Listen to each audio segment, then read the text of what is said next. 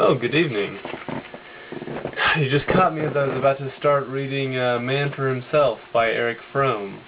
So right now I'm on the foreword, and I guess you can go ahead and join me. He says, "It may be surprising to many readers to find a psychoanalyst, himself, dealing with problems of ethics, and particularly taking the position that psychology must not only debunk false ethical judgments, but can, beyond that, be the basis for building objective and valid norms of conduct." That's key. If there are two things that you want to take away from this, I would say it's probably going to be ethical relativism and neurosis. So those are two things that I'm seeing here that I think are pretty important. Anyways, so this position is in contrast to the trend prevailing in modern psychology, which emphasizes adjustment rather than goodness, and is on the side of ethical relativism. My experience as a practicing psychoanalyst has confirmed my conviction that problems of ethics cannot be omitted from the study of personality, either theoretically or therapeutically. And, get this, upon their validity rests our mental health and happiness.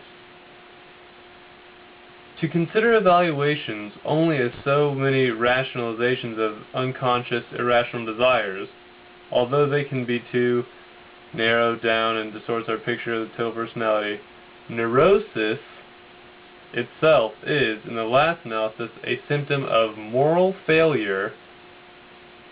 Okay? And that seems a little unclear to me, so I actually went to the dictionary, looked it up, and what do you know? Erich Fromm's in the dictionary. Before him it says it's an individual or group behavior that is characterized by rigid adherence to an idealized concept of a personal or social organism, and it results in interpersonal conflict.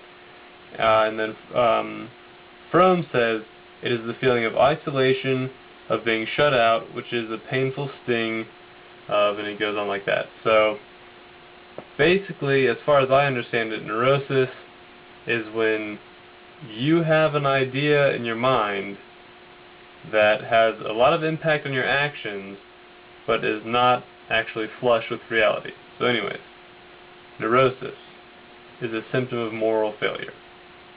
And I'm going to skip a little bit here. And he says, psychology cannot be divorced from philosophy, and ethics psychology cannot be divorced from philosophy and ethics, nor from sociology and economics. The fact that I have emphasized in this book the philosophical problems of psychology does not mean that I have come to believe that the socio-economic factors are less important. This one-sided emphasis is due entirely to the considerations of presentation, and I hope to publish another volume on social...